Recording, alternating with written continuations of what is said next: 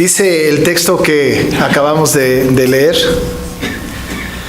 en el versículo 15, el tiempo se ha cumplido y el reino de Dios se ha acercado. Arrepentíos y creed en el Evangelio.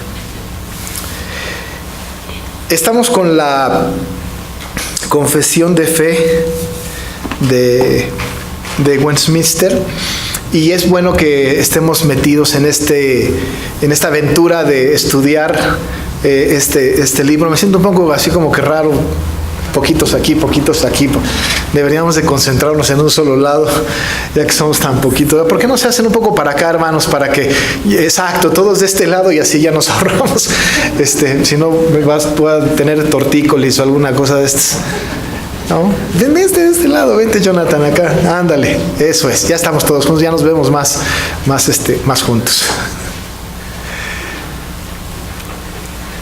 Siempre es bueno estar meditando sobre los artículos de la confesión de fe, porque los artículos de la confesión de fe, aun y cuando evidentemente no es la Biblia, lo que sí es que es un medio normativo de la teología dogmática, como lo hemos hablado en el pasado, que apunta hacia ordenar las ideas teológicas, dogmáticas, doctrinales de la Iglesia cristiana. Hemos mencionado en el pasado, y hay que hacer énfasis de vez en cuando, que no todas las iglesias cristianas o que se dicen cristianas son confesionales. Nosotros, la Iglesia Presbiteriana Reformada, somos confesionales. Por ahí me enteré recientemente que hay un grupo de iglesias presbiterianas no confesionales, lo cual es una posible aparente contradicción. Prácticamente todas las iglesias presbiterianas son confesionales. De hecho, no solamente las presbiterianas, las históricas, las iglesias históricas son confesionales. Específicamente, la iglesia bautista y la iglesia presbiteriana son las que más se acercan a los asuntos confesionales. Los nazarenos un poco también, los metodistas de alguna manera con ciertas precauciones por su corriente arminiana, pelagiana, pero nosotros somos bastante confesionales. Las iglesias neocarismáticas, pentecosteses y estas iglesias evidentemente no son confesionales. Ellos van generando su propio dogma de fe en el camino de su devenir como denominación. Y así, por esta causa, ellos de repente salen con novedades como el nuevo don del Espíritu Santo de no sé qué, el nuevo don de no sé cuál, porque como no están circundados por una corriente denominacional o una confesión, pueden ir inventando en el camino pues todas las cosas que se les ocurren, porque su fe no está gobernada o no está normada más bien por una confesión de fe. Nosotros sí. Por eso, para nosotros es sumamente importante atender los temas que tienen que ver con la confesión, porque siendo confesionales, ¿no?, más vale que conozcamos nuestros credos y nuestras confesiones, ¿no? Corremos el riesgo, como muchas iglesias confesionales, de que se dicen ser confesionales y no conocen ni siquiera cómo se llaman los credos y las confesiones. Nosotros no queremos esto. Queremos ser una iglesia entendida de lo que creemos y por qué lo creemos. Si ustedes han notado en la confesión de fe de Westminster, los que han leído este libro o esta confesión y los que han venido a las predicaciones, la primera sección de la confesión de fe tiene que ver con la obra de Dios. De esta manera estamos hablando de lo que Dios hizo. Hablamos, por ejemplo, de la Escritura, hablamos de la creación, hablamos de la providencia, hablamos del decreto eterno, hablamos del llamamiento eficaz, hablamos de la adopción, hablamos de la justificación o de la santificación. La confesión nos va llevando de la mano primero con lo que Dios hace, la obra de Dios, en donde nosotros somos de alguna manera agentes pasivos, ¿no? En la creación no participamos, solamente fuimos objetos de la creación. En la providencia somos objetos de su providencia. Da lo mismo con el llamamiento eficaz o con la justificación, somos objetos de la obra de Dios para con nosotros. La primera parte de la confesión tiene que ver entonces con la obra de Dios. Muy importante que tengamos este conocimiento. Nosotros somos agentes pasivos prácticamente en todo el proceso, desde la creación hasta justamente el tema que vamos a ver nosotros ahora. Por ahí hay un tema en donde quizá pudiésemos nosotros tener alguna actividad, pero también está normada por Dios, que es el libre albedrío, del cual ya hemos hablado. Pero empieza pues con la obra de Dios y luego se mete con temas que tienen que ver ya con lo que el hombre tiene que hacer. Y así entonces esa sección segunda tiene como principal tema la fe y el arrepentimiento. Y luego le sigue la obra, las obras del creyente y una serie de asuntos que tienen que ver ya con la tarea nuestra como iglesia.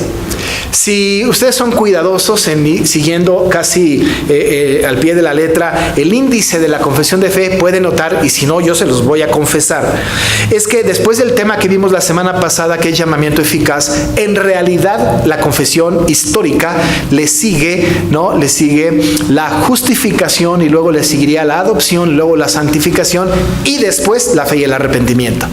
Y nosotros estamos tratando hoy la fe y el arrepentimiento después de haber tratado la semana pasada el llamamiento eficaz. La respuesta es simple y quizá es porque estamos tomando en cuenta el comentario, o estamos siguiendo la lógica del comentario de Williamson en su lógica de temas que tienen que ver con la confesión de fe. Él es el único que pone este tema después del llamamiento eficaz. Hay una razón, no es una cosa caprichosa de Williamson, hay una razón en realidad bastante lógica, entendible, por la cual él hace esta reflexión de este artículo después del llamamiento eficaz. Y lo hace porque justamente después del llamamiento eficaz, en donde el Señor nos llama para ser salvos, ¿no? En este acto de salvación, en donde suceden 3 o 4 cosas simultáneamente, el resultado obvio de esta obra redentora es la fe y el arrepentimiento. La fe y el arrepentimiento. De todas maneras va a tratar todavía justificación, adopción y santificación. Pero en el momento en que el Señor nos llama, en ese momento nosotros actuamos, nosotros hacemos algo, y ese algo que nosotros hacemos es desde luego la conversión y también la fe y el arrepentimiento, que pudiésemos decir que la conversión contiene estos 2 elementos de arrepentimiento y fe. Por esa razón hoy hablamos de arrepentimiento y fe después del llamamiento eficaz. Solamente para tomar de ese llamamiento hasta el tema del arrepentimiento de fe, la semana pasada Daniel hablaba un poco acerca del llamamiento eficaz y se hablaba, y nosotros debemos de saber, que el llamamiento eficaz es un acto exclusivo de Dios para con nosotros. Él es quien llama. Y cuando Dios llama, llama atinadamente. Es decir, no se equivoca. Él no va a llamar aleatoriamente, ni va a llamar circunstancialmente. Él no va por el mundo caminando diciendo, ¿a quién llamaré? ¿A quién llamaré? No se despierta Dios una mañana pensando, voy a ver a quién llamo hoy, y un capricho divino que diga, hoy voy a llamar a los que nacieron en febrero. Eso no hace Dios. Dios no puede manejarse por las circunstancias ni por el devenir del mundo. No es caprichoso su llamamiento. El llamamiento de Dios obedece a un decreto que lo estudiamos en su momento, al decreto eterno. Aquello que Él decidió antes de la fundación del mundo, quiénes habrían de ser salvos de toda la humanidad caída, y el plan completo y perfecto de ese maravilloso Dios que tenemos es que Él atinadamente va a llamar a los que eligió, no a otro. Si alguien dice, voy a hacer un esfuerzo de conducta para que Dios me llame a mí, no es posible. Dios va a llamar a los que eligió, a los que Él escogió antes de la fundación del mundo. Por eso ese llamamiento es atinado. Nosotros le decimos atinado porque es coloquial. La confesión le dice eficaz. Eficaz, ¿no? Es decir, es tan eficaz que ese llamamiento va a ser respondido con un sí absoluto. No hay la posibilidad de que el llamamiento de Dios tenga un no como respuesta. No al escogido. Muchos son los llamados, dice en la Biblia, y pocos los escogidos. ¿Hay un llamamiento general? Sí que lo hay. ¿Hay algo que nosotros hacemos de llamar general al pueblo, a una arenga al arrepentimiento? Sí lo hay. Lo vamos a hacer el sábado. Vamos nosotros a hacer un llamamiento a la gente. No como estrictamente o tradicionalmente se estila, porque no hago yo este tipo de cosas, pero vamos a presentar el mensaje de la cruz de Cristo. Les vamos a hablar del amor del Señor y les vamos a hacer una apelación al arrepentimiento y fe. El Señor sabrá si dentro de este grupo hay un llamado y Él llamará. Y como a mí me gusta siempre decir, nosotros el sábado seremos espectadores de primera fila de la gracia de Dios, perdonadora, maravillosa, salvadora. Y si hay algún salvado, no es nuestra corona, no es nuestra alma salvada, es la obra maravillosa, graciosa del Señor que aplicó llamamiento eficaz a los convertidos. De tal manera entonces que el llamamiento tiene este sentido. Hemos de entender, para cerrar y entrar al tema del arrepentimiento y fe, que el llamamiento produce o está simultáneo a algunas cosas importantes. La regeneración es un asunto que sucede en el corazón del creyente y es teológicamente lo primero que sucede cuando el Señor cambia la voluntad y el afecto de una persona, cuando cambia su corazón de piedra a un corazón de carne. Lo que hace es que le da un nuevo nacimiento, cambia su corazón. Cuando el Señor cambia el corazón del hombre natural y lo pone a ser un hombre espiritual porque su corazón ha sido cambiado, entonces existe varias cosas simultáneas. El llamamiento eficaz, por ejemplo. El Señor llama y al que llama va a decir voluntariamente sí quiero ir. Algunos dirían la palabra acepto a Cristo. Algunos dirían recibo a Cristo. Y esta expresión del regenerado es obvia, porque su corazón ha sido cambiado, no antes. No acepto para ser regenerado, sino que acepto porque soy regenerado. No recibo a Cristo para ser regenerado, sino que lo recibo porque soy regenerado. De tal manera que la regeneración en todo el ordo salutis, en todo el orden de la salvación, es primordial. En esta regeneración, cuando el corazón del hombre es cambiado, entonces sucede estas cosas. Llamamiento eficaz, el Señor llama, su gracia es aplicada y es irresistible, no se puede decir que no, pero también hay un acto de justificación, es declarado justo el pecador en ese instante. ¿Cuánto tiempo pasa? No lo sé, nadie lo sabe, pero sucede. Hay un acto absoluto de justificación. Inmediatamente después tiene que haber una conversión. En la conversión existe justo estos elementos volitivos de arrepentimiento y fe. La obra de justificación, la obra de adopción, la obra de conversión, la obra de regeneración es exclusivamente de Dios.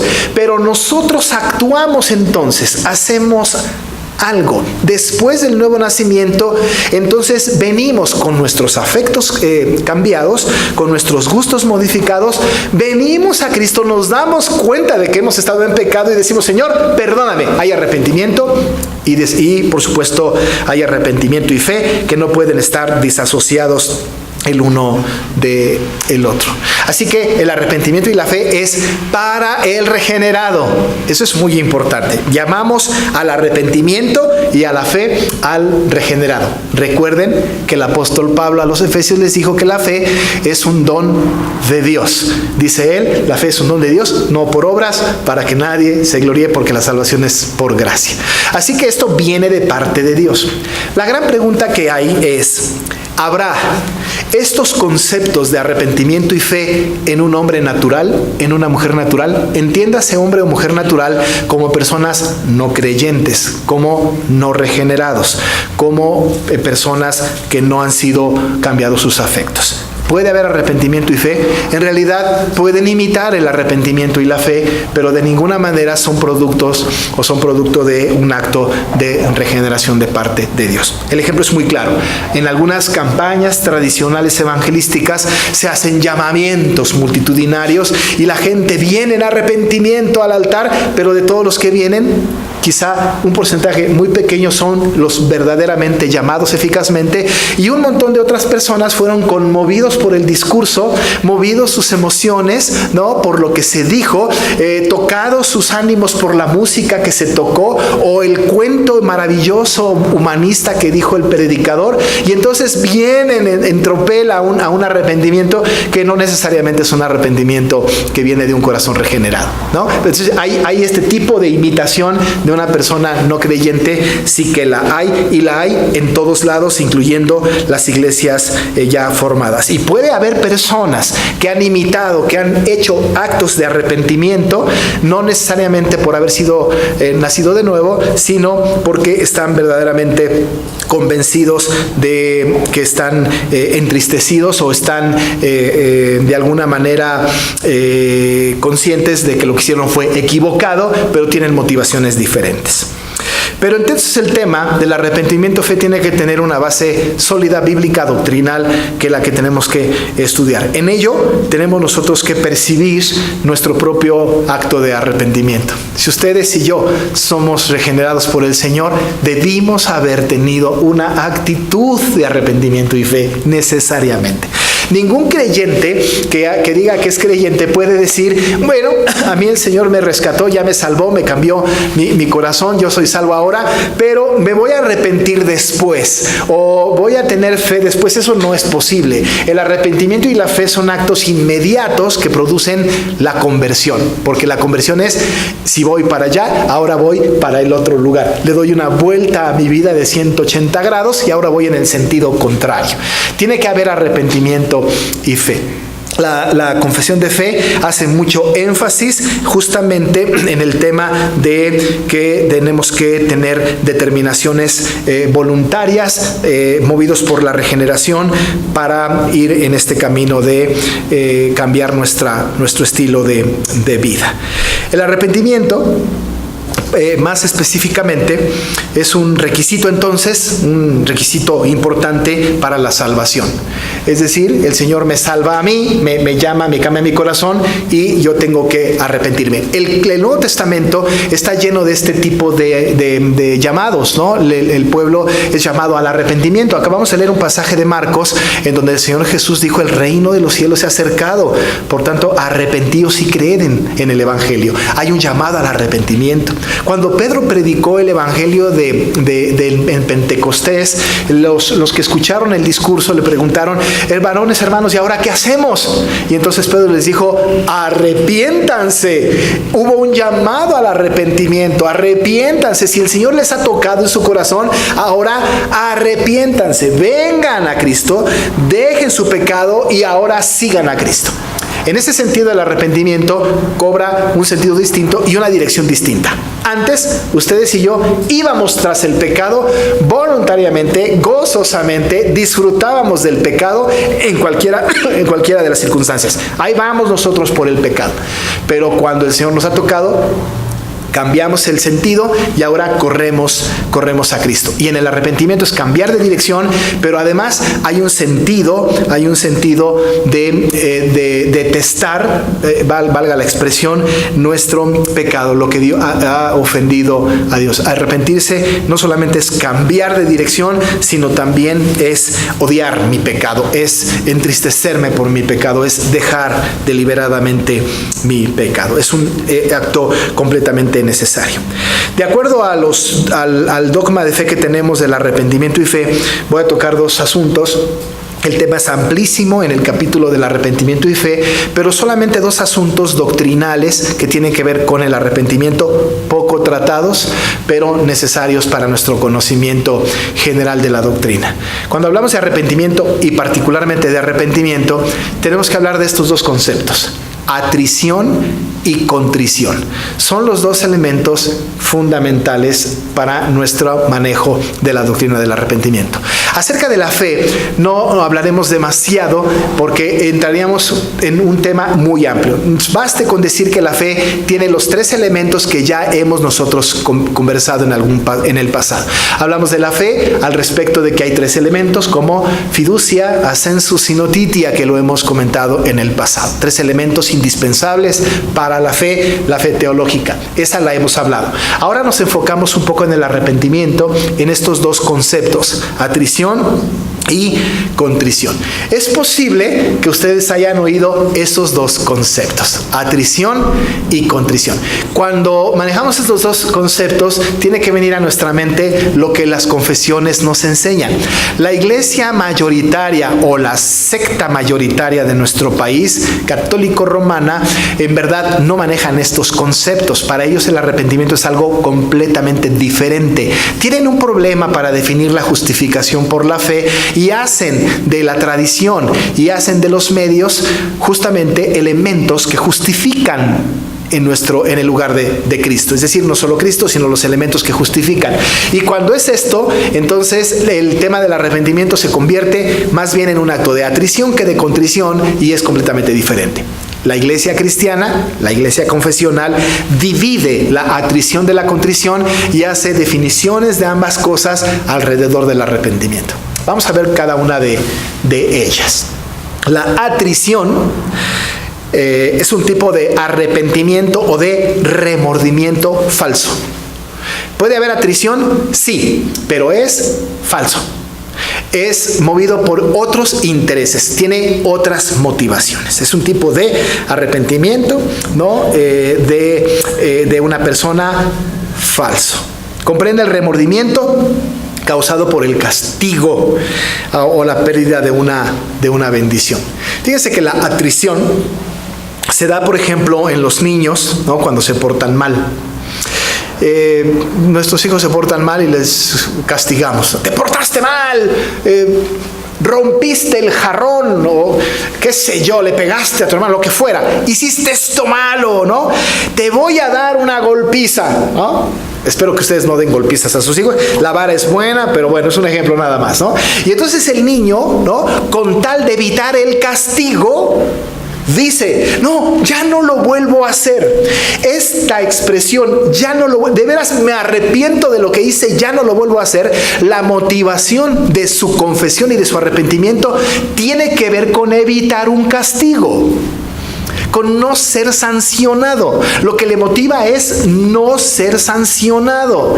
No le motiva que ofendió a su papá o ofendió o transgredió una norma, sino lo que le causó la falta. La falta me causó que ya no me dejen salir o que me peguen. Incluso los niños son capaces de llorar lágrimas de cocodrilo con tal de conseguir una atrición de parte del padre, ¿no? Es decir, no voy a hacer esto. ¿Por qué? Y me arrepiento, ya no lo vuelvo a hacer, de veras, perdóname, no lo vuelvo a hacer. Pero lo que le motivó fue el temor al castigo. Me van a castigar, mejor me arrepiento para que no me castiguen. ¿Habrá ejemplos bíblicos de esto? Sí, por supuesto. Esaú es un ejemplo muy concreto.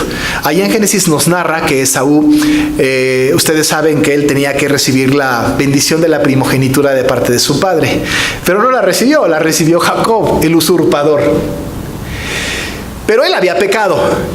Y cuando Esaú pecó, se arrepintió de su pecado, pero se arrepintió por haber perdido la primogenitura, no porque ofendió a Dios. Se arrepintió porque quería recobrar la primogenitura, no porque ofendió a Dios. Cuando el arrepentimiento o el remordimiento tiene que ver para evitar el castigo, esa atrición no es correcto, es falso, y este no es el arrepentimiento verdadero. Se estila, ¿no? En nuestros tiempos se predica un evangelio de: si no crees en Jesús, te vas a ir al infierno. El destino del hombre pecador es el infierno. Y la gente que escucha una predicación de esta naturaleza va a decir: acepto a Cristo con tal de no ir al infierno. Esto es un arrepentimiento de atrición, porque lo que está haciendo aquella persona es evitar el castigo eterno, o intenta evitar ese castigo. Si te portas mal, te vas a ir al infierno. Entonces ya no me voy a portar mal. Pero lo que motivó es evitar el castigo, no un verdadero arrepentimiento que me mueva en mi corazón a obedecer al Señor, o que me haga sentirme mal porque desobedecí al Señor. El pecado de atrición o el arrepentimiento por atrición es justamente para evitar el castigo y no es un arrepentimiento verdadero. Dice el comentarista Hodge de este capítulo de la confesión de fe, que las iglesias de su siglo, y yo creo que de nuestro siglo también, del siglo pasado, pero supongo que en este siglo también, los creyentes o las iglesias están llenas de personas que han tenido un arrepentimiento por atrición, la mayoría de las personas. Sí, y no deliberadamente, no perversamente, sino porque se les ha predicado un evangelio de temor, de terror, de castigo, y habría que tener mucho cuidado. Ninguna persona debe venir a Cristo por terror, tiene que venir a Cristo porque Él le llamó, porque el Señor lo llamó, lo escogió, lo eligió, le aplicó su gracia y vino voluntariamente Él, pase lo que pase. Si supieran las personas los problemas en los que se mete uno cuando viene a Cristo, en realidad mejor tomarían una decisión diferente. Pero la gente viene por el temor al castigo. Ese es el arrepentimiento por atrición. Pero está el otro, el arrepentimiento por contrición. Ese es bíblico, ese es verdadero, ese es piadoso, es genuino. El arrepentimiento por contrición es aquel que tiene esta actitud de pesar por haber ofendido a Dios. No importa si me libra o no del castigo, ofendí a Dios, le desobedecí. Mi vida ha sido terrible, no merezco su gracia. El pecado de contrición es el que no busca de ninguna manera justificar su falta para tener un perdón de parte del Señor. Este viene como un acto profundo de haber ofendido al Señor, sin excusas ni justificaciones. La atrición, por ejemplo, cuando alguien peca, tiende a culpar a otro por su propio pecado. La contrición asume la responsabilidad. Regresando al ejemplo de los hijos, ¿no les ha pasado a ustedes con sus hijos que cuando le dicen al hijo, oye, ¿por qué hiciste esto o aquello, lo demás allá? En mi casa pasaba. Hijo, ¿por qué hiciste esto? Fue culpa de mi hermana. Ella me impulsó. En los adultos, ¿por qué hiciste aquello? ¿Por qué desobedeciste la ley? Todos lo hacen. O porque me impulsaron a hacerlo. Tendemos nosotros en la atrición culpar a otros por nuestros propios pecados. Justificamos nuestra falta señalando a otros. Esto lo hizo Adán, ¿no es cierto? Cuando llegó el Señor y le dijo, ¿qué pasó contigo? La mujer que tú me diste. No asumió su propia responsabilidad. La contrición es este punto del arrepentimiento en donde se asume la responsabilidad. Soy culpable. Sí, alguien me movió, sí, seguí a otros, pero soy completamente culpable y responsable de mi propia falta. Nadie me impulsó, mi propia carne, mi pecaminosidad, la concupiscencia de mis pensamientos. Soy absolutamente responsable de mi falta. Si usted viene al Señor a pedirle perdón y arrepentido de sus pecados y le dice, Señor, yo no lo quería hacer, a mí me obligaron a hacerlo, Dios no toma en cuenta una oración de esta naturaleza porque es atrición. La contrición es el que reconoce absolutamente su culpa sin justificarse con otras personas o con otros eventos. Yo digo, yo pequé. ¿Se acuerdan de David? Ese es un ejemplo maravilloso de contrición. El Salmo 51 es precioso para la contrición. Le dijo el Señor, le dijo David al Señor, contra ti solo he pecado. Y he explicado esta expresión en el pasado y la repito ahora porque viene bien con el tema. El solo de esta expresión, contra ti solo he pecado, no significa contra ti solo he pecado, es solamente contra ti. ¿Implica eso? Sí, porque hemos ofendido a Dios. Pero el contra ti solo he pecado, si usted lo busca en su Biblia en el Salmo 51, ese solo no tiene acento. Y aun y cuando hoy la Real Academia de la Lengua ha hecho cosas que a mí no me gustan personalmente, pero no me tienen que dar gusto a mí, han dicho que el solo ya puede estar sin acento, con acento, no importa. O el aún, con acento, sin acento, no importa. Ya no importa, ¿no? ¿Por qué no importa? Pues porque cada quien en el contexto decide lo que tiene que ponerse. Depende mucho de la ortografía de los países en donde se haga la norma. Si hay países con diferentes maneras de expresarse, la academia dice, no nos metemos en problema, pónganle un acento. Pero en mis tiempos, que son los de muchos de ustedes, el solo llevaba acento cuando sustituía a solamente. Y el solo sin acento era cuando era un sustantivo nada más, como un solo yo. Incluso yo podía escribir una expresión que diga, solo me he quedado solo. Solo con acento es solamente me he quedado solo, de soledad. Estos dos solos son muy interesantes. Solo con acento es solamente. Sin acento es yo solo. Si usted busca en su Biblia, en esta maravillosa versión de Reina Valera 60, ese solo del Salmo 51 no tiene acento. ¿Qué significa? Significa que contra ti, yo solo, sin que nadie me haya ayudado, he pecado. David pudiera echarle la culpa a Betsabé. Señor, pues Betsabé estaba pues muy bien y yo me asomé por el terrado y se estaba bañando. Pues ¿para qué se anda bañando a la vista de todo mundo, no? Y fue Betsabé, ella fue la que me impulsó a pecar, y hubiese tratado de justificarse a sí mismo echándole la culpa a Betsabé. Pero no lo hizo. En su confesión, desde luego, movido por Natán, que le hizo ver su pecado, vino al Señor en arrepentimiento y dijo: contra ti, solo yo he pecado. Nadie, absolutamente nadie, me impulsó. Y más adelante en ese mismo salmo dice: al corazón contrito y humillado no despreciarás tú, oh Dios. Contrito. El arrepentimiento por contrición. Estoy muy avergonzado. Estoy muy arrepentido porque te he fallado. Mi corazón está desbordado delante de ti porque te he fallado. Y el arrepentimiento que tuvo David y la confesión que tuvo David fue una confesión puntual, sin culpar a otros, sin acusar a otros de su propio pecado. Aquellas personas que vienen a Cristo y que son llamadas eficazmente, según nuestra confesión de fe, son tocadas de tal manera que voluntariamente vengan en arrepentimiento y fe, y que el arrepentimiento sea: he pecado. No acuso al sistema, no acuso al país, no acuso a la familia, no acuso a mi esposa, no me justifico con otro, sino que asumo la responsabilidad completa de mi propio pecado.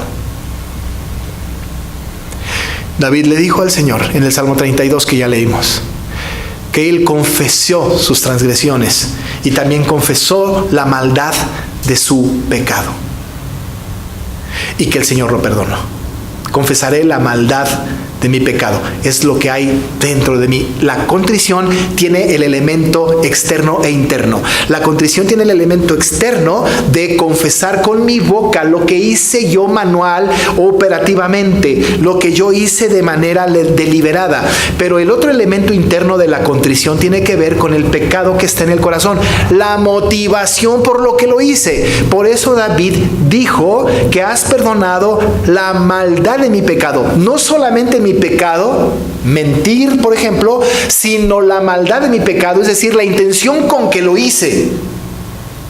Mi corazón estaba sucio, mi corazón estaba inclinado al mal, mi corazón me dictó que yo mintiera, y entonces mentir son dos cosas diferentes. Yo miento y ese pecado lo tengo que confesar, pero la motivación con que lo hice, debo confesarla. Ahí hay arrepentimiento por contrición. Esto que movió mi corazón a pecar delante de ti, estoy arrepentido de eso.